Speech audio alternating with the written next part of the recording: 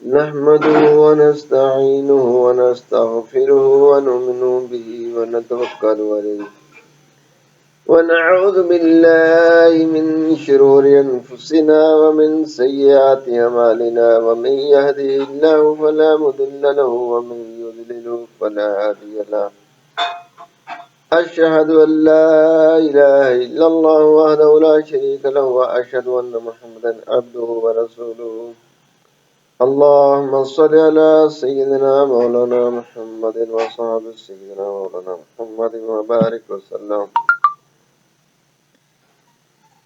الصلاة والسلام عليك يا رسول الله وعلى آلك وصحابك يا نبي الله أما بعد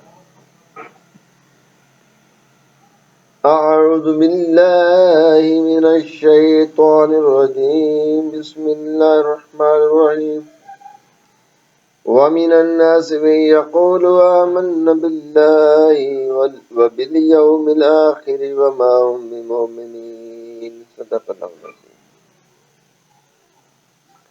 اور لوگوں میں سے بعض وہ لوگ ہیں جو کہتے ہیں کہ ہم اللہ پر اور روز آخرت پر ایمان لے آئے، حالانکہ وہ مومن نہیں ہیں۔ اللہ تبارک و تعالیٰ نے اس سورت کو قرآن مجید کے بیان سے شروع کیا اور فرمایا یہ کتاب متقین کے لیے ہدایت۔ پھر 3 آیتوں میں متقین کی 5 صفات بیان کی، اس کے بعد 2 آیتوں میں کفار کا بیان کیا جو متقین کی ظاہرہ اور باطنہ ضد ہیں۔ پھر اس کے اب 13 آیتوں میں منافقین کا بیان ہے جو کفر اور ایمان کے درمیان تذبذب تھے، یہ زبان سے ایمان لائے دل سے ایمان نہیں لائے، یہ کفر کی بدترین قسم ہے۔ اللہ تعالیٰ کے نزدیک سب مقبوض ہے چونکہ انہوں نے کفر پر ایمان کا ملمہ چڑھایا، دھوکہ فریب سے کام لیا، در پردہ مسلمانوں کے ساتھ استہزاء کیا۔ اس لیے اللہ تعالیٰ نے ان کے خبث جہنم کے سب سے نچلے طبقے میں وہ رہیں گے۔ وَمِنَ النَّاسِ میں جن لوگوں کا ذکر ہے یہ منافقین کی وہ جماعت ہے جو نزول قرآن کے زمانے میں تھی۔ ان میں بڑا منافق عبداللہ بن ابی بن سلول تھا، اس میں اکثر یہودی تھے جو مطلب براری کے لیے وقتی طور پر بظاہر مسلمان ہو گئے تھے۔ الیوم الآخر سے مراد حشر سے لے کر غیر متناہی مدت ہے، یا روز حشر سے لے کے جنتیوں کے جنت میں اور دوزخیوں کے دوزخ میں جانے کا زمانہ مراد ہے۔ منافقین نے خصوصیت سے یہ کہا کہ ہم اللہ پر ایمان لائے ہیں، در حقیقت اللہ پر ایمان تھا نہ آخرت پر تھا۔ اللہ پر ایمان اس لیے نہیں تھا کہ وہ کہتے کہ عزیر اللہ کا بیٹا ہے، اور اس لیے وہ مشرک تھے، اور آخرت پر اس لیے ایمان نہیں تھا کہ ان کا اعتقاد تھا کہ جنت میں یہودیوں کے سوا کوئی داخل نہیں ہوگا۔ اس لیے انہوں نے ملمہ کاری کے لیے اللہ اور آخرت پر ایمان کا ذکر کیا تاکہ مسلمان یہ سمجھیں کہ وہ یہودیت سے تائب ہو کر خالص مسلمان ہو گئے ہیں۔ تو اللہ تبارک و تعالیٰ نے ان کا رد کرتے ہوئے فرمایا وہ مومن نہیں ہیں، یعنی وہ ان سچے اور مخلص مسلمانوں میں داخل نہیں ہیں جن کا یہ عقیدہ ہے کہ اللہ تعالیٰ ان کی خلوت و جلوت پر مطلع ہے۔ چونکہ منافقین بعض ظاہری عبادت کے طور پر مسلمانوں میں ظاہر ہوتے تھے، عبادت کرتے، اور ان کا یہ خیال تھا کہ ان سے ان کا رب راضی ہو جائے گا، اور ان کے بعد حرص اور طمع، شر، فساد مسلمانوں کے ساتھ خیانت میں مشغول رہتے تھے۔ اس کے بعد ان آیتوں میں اللہ تعالیٰ نے ان کے فتنہ فساد کو تفصیل سے بیان کیا۔ منافقین کے اللہ اور مسلمان کو دھوکہ دینے کے سلسلے میں کچھ اعتراضات ہیں، جیسے یخادعون، یہ لفظ خدا سے بنا ہے۔ خدا کا معنی ہوتا ہے کسی شخص کے ساتھ کیے ہوئے مکر و فریب یا سازش کو مخفی رکھ کر اس سے خیر خواہی اور ہمدردی کا اظہار کرنا، جس کا خلاصہ یہ ہے کہ اس کو دھوکہ دینا۔ اور یخادعون یعنی باب مفعلہ سے ہے، اس لیے کہ اس کا معنی ہے ہر فریق کا دوسرے فریق کو دھوکہ دینا۔ تو منافقین کا مسلمانوں کو دھوکہ دینا یہ تھا کہ وہ مسلمانوں پر یہ ظاہر کرتے تھے کہ وہ مومن ہیں، اور وہ کفر کو مخفی رکھتے تھے، اور مسلمانوں کے خفیہ منافقوں پر مطلع ہوں تاکہ مسلمانوں کے خفیہ منصوبوں پر مطلع ہو جائے، ان کو پتہ چل جائے کہ مسلمان خفیہ طور پر وہ یہ جانے کہ مسلمان کیا کیا منصوبے کرتے ہیں، پھر اس کی خبر کو مسلمانوں کے دشمنوں یہودیوں اور مشرکوں تک پہنچا دیں۔ تو اس آیت میں یہ فرمایا گیا کہ منافقین اللہ اور مسلمانوں کو دھوکہ دیتے ہیں، اور مسلمانوں کو دھوکہ دیتے ہیں۔ مسلمانوں کو دھوکہ دینے کی جو وضاحت ہو گئی ہے، اب سوال یہ ہے کہ اللہ کو دھوکہ دینا کس طرح صحیح ہوگا، چونکہ اللہ تعالیٰ سے کوئی بات مخفی ہے ہی نہیں، اور نہ وہ خود اللہ کو دھوکہ دینے کا قصد کرتے تھے۔ اس کا جواب یہ ہے کہ یہاں لفظ اللہ سے پہلے لفظ رسول بطور مضاف محذوف، اور یہ مجاز بالحذف ہے، اور معنی یہ ہے کہ وہ رسول اللہ صلی اللہ علیہ وسلم کو دھوکہ دیتے تھے۔ دوسرا جواب یہ ہے کہ چونکہ رسول اللہ صلی اللہ علیہ وسلم اللہ تعالیٰ کے نائب اور خلیفہ ہیں، اس لیے رسول اللہ صلی اللہ علیہ وسلم کے ساتھ جو معاملہ کیا جائے وہ اللہ تعالیٰ کے ساتھ معاملہ ہے، اس لیے رسول اللہ صلی اللہ علیہ وسلم کو دھوکہ دینا اللہ کو دھوکہ دینا ہے، جیسا کہ اللہ تعالیٰ نے ان آیات میں واضح فرمایا تھا۔ من یطیع الرسول فقد اطاع اللہ، جس نے رسول اللہ صلی اللہ علیہ وسلم کی اطاعت کی اس نے اللہ کی اطاعت کی۔ رسول اللہ صلی اللہ علیہ وسلم نے بیعت کی عقبہ ثانیہ میں 70 انصار سے، ان کی جانوں اور مالوں کو جنت کے بدلے میں خریدا۔ تو اللہ تبارک و تعالیٰ نے قرآن پاک میں بھی یہ فرما دیا، بے شک اللہ نے مسلمانوں سے ان کی جانوں اور مالوں کو جنت کے بدلے میں خرید لیا ہے۔ ایک دوسری جگہ فرمایا، بے شک جو لوگ آپ سے بیعت کرتے ہیں وہ اللہ ہی سے بیعت کرتے ہیں۔ سو جس طرح آپ کی اطاعت کرنا اللہ کی اطاعت کرنا، آپ کا خریدنا اللہ کا خریدنا، اور آپ سے بیعت کرنا اللہ سے بیعت کرنا، اسی طرح آپ کو دھوکہ دینا اللہ کو دھوکہ دینا ہے۔ تو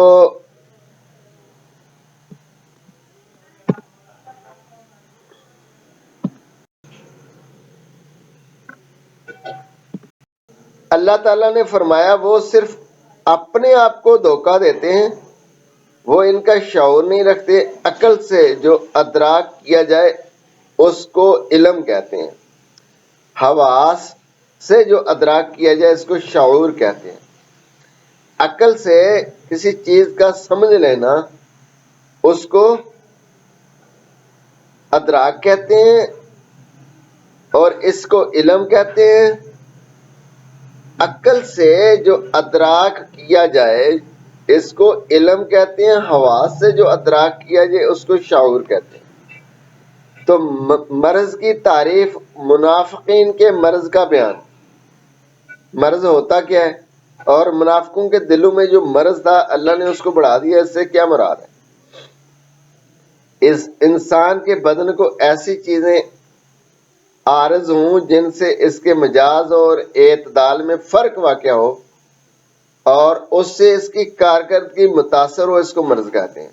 عوارض جسمانیہ میں مرض حقیقت ہے، اور عوارض نفسانیہ مثلا حسد، بغض، برائی سے محبت وغیرہ میں مرض مجاز ہے۔ منافقین کا مرض نفسانی تھا، چونکہ جب سے نبی پاک صلی اللہ علیہ وسلم مدینہ منورہ تشریف لائے تھے، مدینہ میں یہودیوں کی ریاست جاتی رہی تھی، اس غم میں ان کا دل جلتا رہتا تھا، اور یہی جلنا اور حسد کرنا ان کا مرض تھا۔ تو حضور سرور کائنات صلی اللہ علیہ وسلم کا اقتدار دن بدن بڑھ رہا تھا، اس سے ان کا مرض بھی بڑھ رہا تھا۔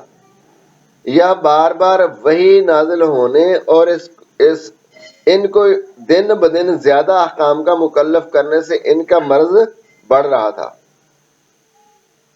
آگے جھوٹ کی تعریف۔ جھوٹ اس شرعی حکم اور منافقین کے جھوٹ کا جو بیان ہے، اس میں اللہ تعالیٰ نے فرمایا ان کے لیے دردناک عذاب ہے، چونکہ وہ جھوٹ بولتے تھے۔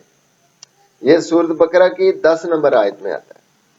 تو منافقین کا جھوٹ یہ تھا کہ ان کے دل میں مرض کفر تھا، اور زبان سے آمنا کہتے تھے، ہم ایمان لائے کہہ کر جھوٹ بولتے تھے، اور جو خبر واقعہ کے مطابق نہ ہو وہ جھوٹ ہوتا ہے، اور جھوٹ بولنا حرام ہوتا ہے، چونکہ اللہ تعالیٰ نے جھوٹ بولنے پر دردناک عذاب کی وعید سنائی ہے۔ حضرت ابن مسعود عبداللہ بن مسعود رضی اللہ تعالیٰ عنہ بیان کرتے ہیں کہ رسول اللہ صلی اللہ علیہ وسلم نے فرمایا، اپنے آپ کو جھوٹ سے بچاؤ، چونکہ جھوٹ فجور یعنی گناہ تک پہنچاتا ہے، اور فجور جو ہے وہ دوزخ تک پہنچاتا ہے۔ ایک شخص جھوٹ بولتا ہے اور جھوٹ کے مواقع تلاش کرتا ہے، حتیٰ کہ اللہ تعالیٰ کے نزدیک اس کو کذب لکھ دیا جاتا ہے۔ اور امام مسلم سے روایت ہے، حضرت حفص بن عاصم رضی اللہ تعالیٰ عنہ بیان کرتے ہیں کہ نبی پاک صلی اللہ علیہ وسلم فرمایا، کسی آدمی کے جھوٹا ہونے کے لیے یہ کافی ہے کہ وہ سنی سنائی بات کو بیان کر دے۔ حضرت ابو ہریرہ بیان کرتے ہیں کہ نبی پاک صلی اللہ علیہ وسلم فرمایا، آخر زمانے میں ایسے دجال اور کذاب ہوں گے جو تم سے ایسی احادیث بیان کریں گے جو تم نے سنی ہوں گی نہ تمہارے باپ دادا نے سنی ہوں گی، تو ان سے دور رہو، وہ تم سے دور رہیں، کہیں تم کو گمراہ نہ کر دیں اور فتنے میں مبتلا نہ کر دیں۔ حضرت ابو ہریرہ بیان کرتے ہیں کہ رسول اللہ صلی اللہ علیہ وسلم نے فرمایا، اس وقت تک بندے کا ایمان مکمل نہیں ہوتا جب تک کہ وہ جھوٹ کو ترک نہ کر دے، حتیٰ کہ مذاق میں بھی جھوٹ نہ بولے، اور ریا کو ترک کر دے، خواہ وہ اس میں صادق ہی ہو، یعنی کوئی بات سچی بھی ہو اور اس میں ریاکاری کا عنصر شامل ہونے کا امکان ہو، تو ایسی چیزوں کو بھی وہ ترک کر دے۔ جس طرح اللہ تبارک و تعالیٰ کو یہ اختیار ہے کہ وہ کسی چیز کو حرام فرمائے، اسی طرح اللہ کو یہ بھی اختیار ہے کہ حرام کردہ چیز کو کچھ مواقع پر حلال قرار دے۔ تو یہ جھوٹ ایسی چیز ہے کہ اللہ نے اس کے بولنے کو حرام قرار دیا ہے، لیکن کچھ موقع ایسے ہیں کہ وہاں جھوٹ بولنا فرض بن جاتا ہے، واجب ہو جاتا ہے، ضروری ہو جاتا ہے، اور کچھ مواقع ایسے ہیں کہ جھوٹ بولنا مستحب ہوتا ہے، اور کچھ ایسے مواقع ہیں کہ جھوٹ بولنا جائز ہوتا ہے۔ تو احادیث میں ایسے موقعوں کو بیان کیا گیا ہے، ان میں سے میں کچھ چیزیں بیان کرتا ہوں، آپ لوگ ذرا غور سے سنیں گے تو صحیح سمجھ آئے گی، ورنہ میں نے ایک جمعے میں اس کا بیان کیا تھا، اس موضوع پر کچھ باتیں کی تھیں، اور مجھ پر اعتراض ہوئے تھے کہ یہ وہ شخص ہے جو جھوٹ کو جو سب سے بڑا گناہ ہے اس کو جائز بھی قرار دیتا ہے۔ تو پھر ان لوگوں کو چپ کرانے کے لیے میں نے امام غزالی اور دوسرے جو مفسر ہیں ان کی کتابیں ان کو پیش کی، اور انہوں نے جب اس میں دیکھا تو پھر وہ چپ کر گئے۔ لیکن کسی کو چپ کرانا مقصود نہیں ہے، پہلے ہی بندہ بات کو غور سے سنے کہ وہ کون سے موقع ہیں کہ بندے کو اللہ نے اختیار دیا ہے کہ وہ جھوٹ بول سکتا ہے، اس کو جائز رکھا ہے۔ تو میں اس کو سمجھانا چاہتا ہوں، اگر آپ غور نہیں کریں گے تو بات کی سمجھ نہیں آئے گی، اور مجھ پر پھر تہمت کرو گے کہ یہ شخص جو ہے نا وہ جھوٹ کی ترغیب دیتا ہے لوگوں کو۔ جیسا کہ ہم نے پہلے ذکر کیا ہے کہ کذب حرام ہے، لیکن حلال اور حرام کرنے کے احکام شارع کے اختیار میں ہیں۔ تو اللہ تعالیٰ جس چیز کو چاہے حلال کر دے، جس کو چاہے حرام کر دے۔ اللہ تعالیٰ اس کے رسول نے کذب کو حرام قرار دیا، لیکن بعض مواقعوں پر اللہ نے اس کے رسول نے کذب کی اجازت بھی دی ہے۔ اسما بن جزید وہ کہتی ہیں کہ نبی پاک صلی اللہ علیہ وسلم نے فرمایا کہ 3 صورتوں کے سوا جھوٹ بولنا جائز ہے۔ 3 صورتوں میں جھوٹ بولنا جائز ہے۔ ایک شخص اپنی بیوی کو راضی کرنے کے لیے جھوٹ بولتا ہے، جنگ میں جھوٹ بولنا، اور لوگوں میں صلح کرانے کے لیے جھوٹ بولنا۔ اس میں جان مال عزت بچانے کے لیے جھوٹ بولنے کی اجازت ہے۔ احیاء العلوم کے حوالے سے علامہ شامی لکھتے ہیں کہ ہر وہ نیک مقصد جس کو صدق اور کذب دونوں سے حاصل کیا جا سکے، اس میں جھوٹ بولنا حرام ہے۔ اور اگر کسی نئے مقصد کو صرف جھوٹ بولنے سے حاصل کیا جا سکتا ہے اور وہ مقصد مباح ہو تو اس کے لیے جھوٹ بولنا مباح ہے۔ اگر کسی نئے مقصد کو صرف جھوٹ بولنے سے حاصل کیا جا سکتا ہو اور وہ مقصد واجب ہو تو اس کے لیے جھوٹ بولنا واجب ہے۔ مثلا کسی شخص نے دیکھا کہ ایک ظالم کسی بے گناہ مسلمان کو قتل کرنا چاہتا ہے یا ایذا پہنچا رہا ہے، اور جھوٹ بول کر اس کو بچایا جا سکتا ہو تو اس صورت میں جھوٹ بولنا واجب ہوتا ہے۔ اسی طرح اگر ظالم سے کسی مسلمان کی امانت چھیننا چاہتا ہے تو اس کے لیے جھوٹ بولنا واجب ہے۔ اس طرح لڑائی میں صلح کرانے کے لیے کسی مظلوم کی دلجوئی کے لیے جھوٹ بولنا جائز۔ اسی طرح اگر کسی شخص نے چھپ کر زنا کیا یا شراب پیا یا حاکم اس کے متعلق سوال کرے تو اس کے لیے یہ کہنا جائز ہے کہ یہ کام میں نے نہیں کیا، کیونکہ یہ کام ہر چند کے بے حیائی ہے، لیکن اس کا اظہار کرنا ایک اور بے حیائی ہے۔ اسی طرح اس کے لیے یہ جائز ہے کہ وہ اپنے کسی مسلمان بھائی کا راز بتانے سے انکار کر دے، اور یہ دیکھنا چاہیے کہ جھوٹ بولنے پر جو خرابی مرتب ہو رہی ہے آیا وہ سچ پر مرتب ہونے والی خرابی سے زیادہ ہے یا نہیں۔ اگر جھوٹ بولنے سے زیادہ خرابی ہوتی ہے تو جھوٹ نہ بولے، ورنہ جھوٹ بول سکتا ہے۔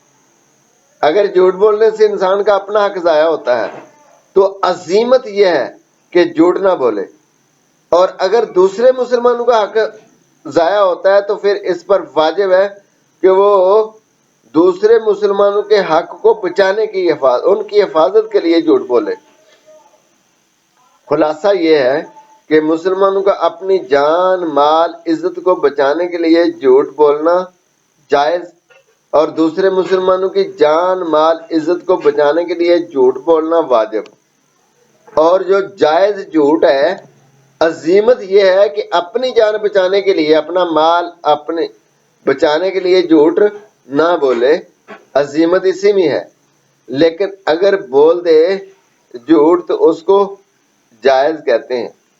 کسی بات میں مبالغہ کرنا جھوٹ نہیں، جیسا کہ کوئی شخص کہے کہ میں تمہارے پاس 1000 بار آیا ہوں یا میں تیرے پاس 1000 دفعہ گیا ہوں، یعنی بار بار گیا ہوں۔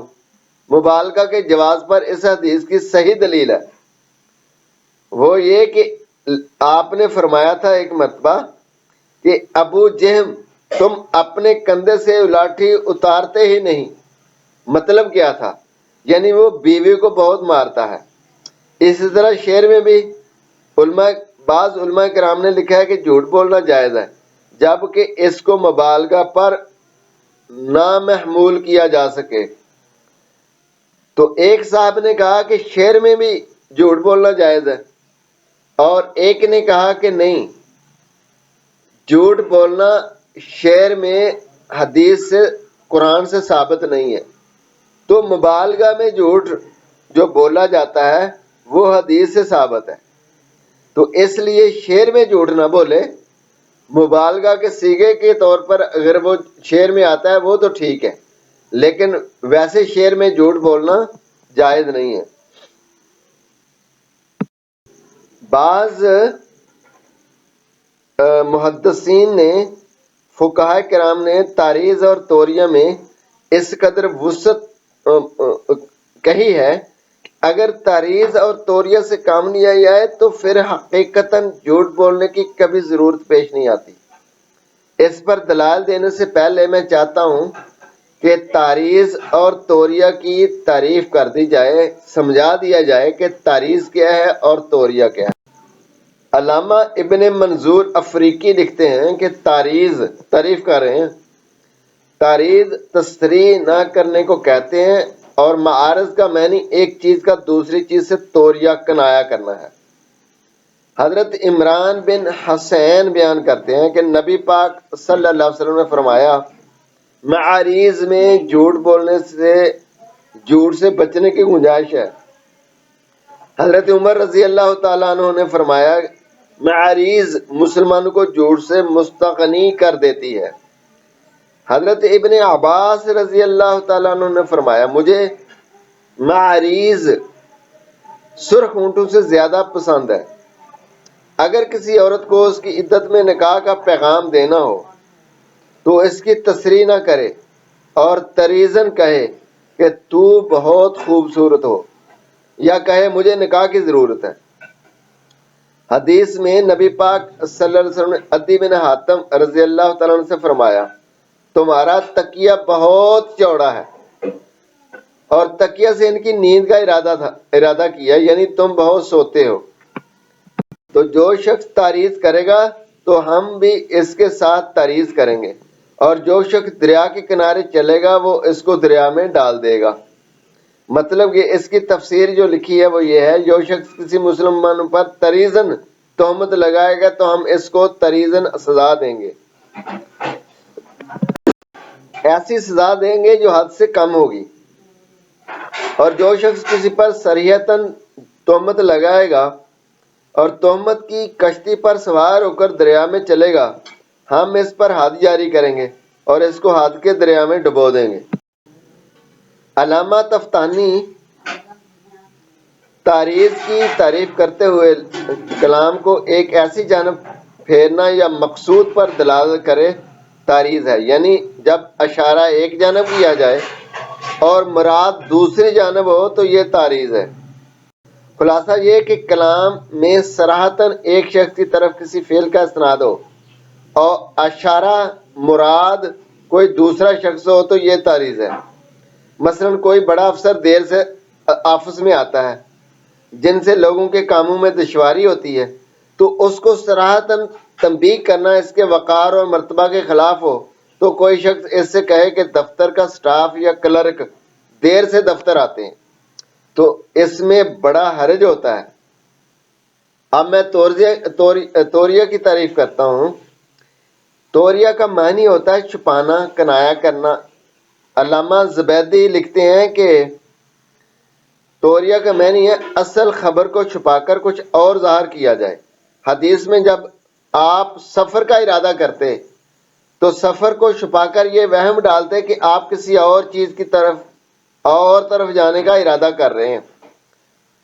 اور علامہ تفتازانی نے توریہ کی تعریف میں لکھتے ہیں کہ توریہ کو ابہام بھی کہتے ہیں، اور اس کی تعریف یہ ہے کہ ایک لفظ کے دو معنی، قریب اور بعید۔ بولنے والا کسی مخفی قرینہ کی بنا پر اس لفظ کا بعید معنی مراد لے اور مخاطب اس سے قریب سمجھے۔ امام بخاری رحمت اللہ روایت کرتے ہیں حضرت ابو ہریرہ سے کہ نبی پاک صلی اللہ علیہ وسلم نے فرمایا، حضرت ابراہیم علیہ السلام نے صرف 3 ظاہری جھوٹ بولے، اس میں توریہ یا جھوٹ پر اطلاق کیا گیا کیونکہ وہ ظاہراً اور صورتاً جھوٹ ہوتا ہے، حقیقتاً جھوٹ نہیں ہوتا۔ قرآن اور حدیث میں تاریخ اور توریہ کی کثرت سے مثالیں ملتی ہیں۔ تو اللہ تعالیٰ کا ارشاد ہے، اے ابراہیم، حضرت ابراہیم نے کہا کہ میں بیمار ہوں۔ سقیم کا قریب معنی ہوتا ہے جسمانی بیماری اور بعید معنی ہوتا ہے روحانی بیماری۔ حضرت ابراہیم علیہ السلام نے جسمانی بیماری کوئی بیماری نہیں تھی، تو انہوں نے اس لفظ سے توریہ کر کے روحانی بیماری مراد لی، یعنی قوم کی بت پرستی کی وجہ سے ان کی روح بیمار تھی، یا مستقبل میں بیمار ہونا مراد لیا۔ تو انہوں نے کہا، اے ابراہیم، کیا آپ نے ہمارے معبودوں کے ساتھ یہ کام کیا ہے؟ تو حضرت ابراہیم علیہ السلام نے کہا، بلکہ ان کے اس بڑے بت نے یہ کام کیا ہے۔ اگر یہ بولتے تو تم ان سے پوچھ لو۔ اس آیت میں اگر یہ بولتے ہیں یعنی بت، کبیرہم ھذا کا قریب معنی ہے اس بڑے بت نے، اور اس کا بعید معنی ہے قوم کے اس بڑے شخص نے۔ تو لوگوں نے یہی سمجھا کہ آپ کہہ رہے ہیں کہ اس بڑے بت نے باقی بتوں کو توڑا ہے، حالانکہ آپ کی مراد یہ تھی کہ قوم کے اس بڑے شخص یعنی خود ابراہیم علیہ السلام نے ان بتوں کو توڑا ہے۔ تو آپ نے اس بڑے بت کی طرف اسناد کا ابہام اس لیے کیا کہ ان کی قوم خود کہے کہ یہ بت تو ہل جل بھی نہیں سکتے، تو بتوں کو کس طرح توڑ سکتے ہیں، ان کے خلاف حجت قائم ہو جائے۔ تو ماں بخاری بیان کرتے ہیں حضرت ابو ہریرہ سے رضی اللہ تعالیٰ عنہ کہ ایک دن حضرت ابراہیم علیہ السلام اور حضرت سارہ علیہ السلام ایک ظالم بادشاہ کے ملک میں گئے، تو اس بادشاہ کو بتایا گیا کہ اس ملک میں ایک شخص آیا ہے، اس کے ساتھ ایک عورت ہے جو تمام لوگوں سے زیادہ حسین ہے، خوبصورت ہے۔ تو بادشاہ نے حضرت ابراہیم علیہ السلام کو بلوایا اور پوچھا، یہ عورت کون ہے؟ تو حضرت ابراہیم علیہ السلام نے کہا، یہ میری بہن ہے۔ تو اخت کے 2 معنی ہیں، قریب معنی ہے نسبی بہن اور بعید معنی ہے دینی بہن۔ تو بادشاہ نے اس لفظ سے نسبی بہن سمجھا اور حضرت ابراہیم علیہ السلام نے دینی بہن کا ارادہ کیا، اور یہ توریہ ہے۔ نیز امام بخاری روایت کرتے ہیں حضرت انس بن مالک سے کہ نبی پاک صلی اللہ علیہ وسلم کی خدمت میں آ کر ایک شخص نے سواری طلب کی، تو آپ نے فرمایا، میں تم کو اونٹ کے بچے پر سوال کروں گا۔ تو اس شخص نے کہا رسول اللہ صلی اللہ علیہ وسلم سے کہ میں اونٹ کے بچے کا کیا کروں گا؟ تو آپ نے فرمایا، جو اونٹ پیدا ہوتا ہے وہ اونٹ کا بچہ ہی ہوتا ہے۔ تو امام بخاری نے ایک اور روایت حضرت انس سے لی ہے۔ حضرت انس رضی اللہ تعالیٰ عنہ وہ بیان کرتے ہیں کہ حضرت ابو طلحہ رضی اللہ تعالیٰ عنہ کا بیٹا فوت ہو گیا، تو انہوں نے بیوی سے کہا کہ لڑکے کی طبیعت کیسی ہے؟ حضرت ام سلیم نے جو کہا کہ بیٹا پرسکون ہے اور مجھے امید ہے کہ اس کو راحت مل گئی۔ اس کا قریب معنی یہ تھا کہ اس کو جو بیماری سے شفا مل گئی ہے، اور بعید کا معنی یہ تھا کہ وہ فوت ہو گیا ہے، اس کو ابدی راحت مل گئی ہے۔ حضرت ام سلیم نے اس معنی کا ارادہ کیا چونکہ وہ ابو طلحہ رضی اللہ تعالیٰ عنہ اس وقت سفر سے گھر واپس آئے تھے اور ان کو آتے کوئی تکلیف کی بات سنانا نہیں چاہتی تھیں، اس لیے انہوں نے صریحتاً یہ بات نہیں کہی کہ وہ فوت ہو گیا اور توریہ سے کلام کیا۔ امام ترمذی نے حضرت ابو ہریرہ رضی اللہ تعالیٰ عنہ سے بیان کیا ہے کہ صحابہ کرام رضی اللہ تعالیٰ عنہ نے عرض کیا، یا رسول اللہ، آپ ہم سے خوش طبی کرتے ہیں؟ تو آپ نے فرمایا، میں حق کے سوا کچھ نہیں بولتا۔ علامہ شامی لکھتے ہیں کہ غرض صحیح کے لیے توریہ اور تعریض جائز، مثلا مزاح میں، جیسا کہ نبی پاک صلی اللہ علیہ وسلم نے فرمایا جنت میں کوئی بڑھیا نہیں جائے گی، یعنی بڑھیا یہ بے حیثیت بڑھیا نہیں جائے گی بلکہ جوان ہو کر جائے گی۔ نیز فرمایا تیرے شوہر کی آنکھ میں سفیدی ہے۔ نیز فرمایا ہم تم کو اونٹ کے بچے پر سوار کریں گے، کیونکہ ہر اونٹ کسی اونٹ کا بچہ ہی ہوتا ہے۔ تو قرآن مجید کی آیات اور احادیث اور آثار صحابہ اور فقہا کرام کی تصریحات سے یہ بات واضح ہو گئی ہے کہ جس جگہ کسی مسلک سے جھوٹ بولنا پڑے تو صراحتاً جھوٹ بولنے سے بچے، توریہ اور تحریر سے کام لے۔ تاہم بعض مواقع پر صراحتاً جھوٹ بولنے کی بھی گنجائش ہے، جیسا کہ ہم نے امام غزالی اور امام شامی کے حوالے سے ذکر کیا ہے کہ مسلمانوں کے لیے اپنی جان مال عزت بچانے کے لیے جھوٹ بولنا جائز، لیکن یہ رخصت ہے۔ عزیمت اس کے برعکس ہے کہ دوسرے مسلمانوں کی جان مال اور عزت بچانے کے لیے جھوٹ بولنا واجب اور ان مواقع پر بھی توریہ مستحسن ہے۔ فقہا کرام نے اپنی جان اور دوسرے مسلمانوں کی جان بچانے کے سلسلے میں جو جواز اور وجوب کا فرق کیا ہے، اس کی وجہ یہ ہے کہ انسان اپنے معاملے میں رخصت کو چھوڑ کر عزیمت پر عمل کر سکتا ہے، لیکن دوسرے شخص کے مقابلے میں اس کو یہ اختیار نہیں ہے، یعنی دوسروں کے معاملے میں یہ عزیمت پر عمل نہ کرے بلکہ رخصت پر عمل کرے، خود اپنی ذات کے حوالے سے رخصت پر عمل نہ کرے، عزیمت پر عمل کرے۔ تو میں نے اس کو خوب اپنی طرف سے تو ڈیٹیل کے ساتھ سمجھانے کی کوشش کی ہے، اور اگر کسی کو پھر بھی بات کی سمجھ نہیں آئی تو وہ سوال کر سکتا ہے۔